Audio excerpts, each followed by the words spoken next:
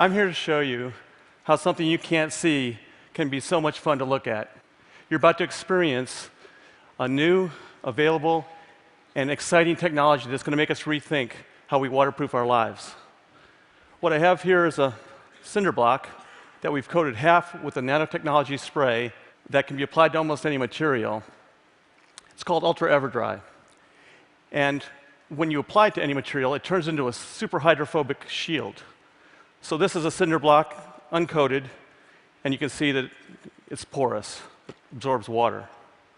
Not anymore. Porous, non-porous. So what's super hydrophobic?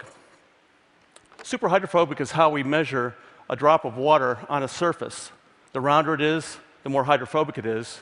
And if it's really round, it's super hydrophobic. A freshly waxed car, the water molecules slump to about 90 degrees. A windshield coating is going to give you about 110 degrees.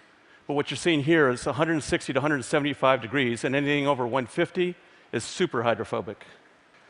So as part of the demonstration, what I have is a pair of gloves, and we've coated one of the gloves with the nanotechnology coating. And let's see if you can tell which one, and I'll give you a hint.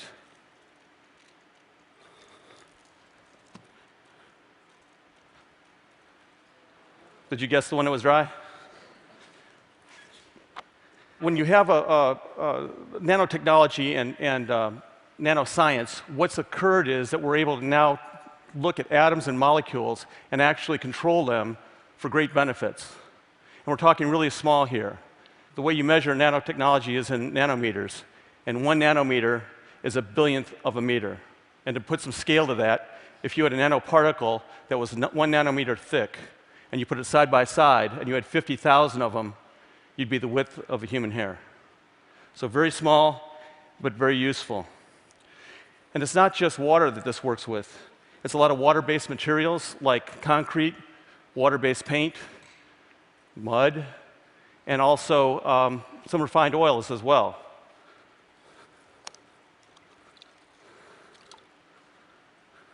You can see the difference. Moving on to the next demonstration, we've taken a pane of glass and we've coated the outside of it, we've framed it with the nanotechnology coating. And we're going to pour this green tinted water inside the middle, and you're going to see it's going to spread out on glass like you normally think it would, except when it hits the coating, it stops. And I can't even coax it to leave. It's that afraid of the water.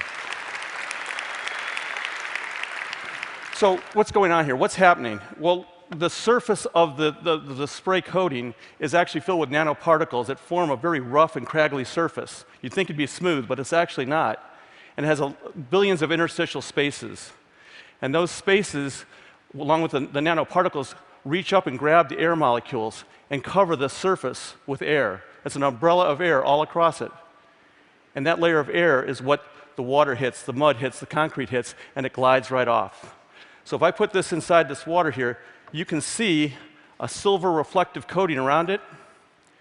And that silver reflective coating is the layer of air that's protecting the water from touching the paddle, and it's dry.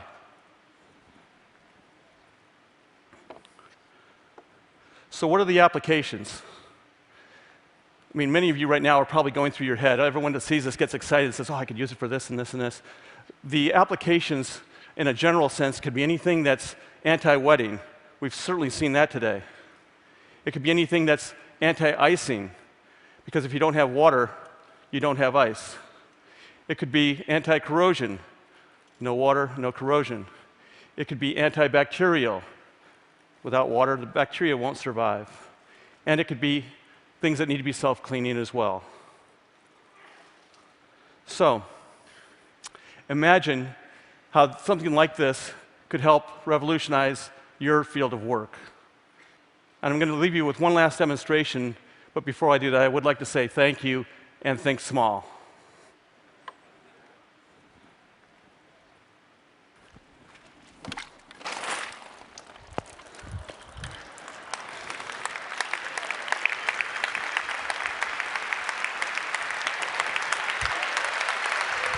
It's going to happen.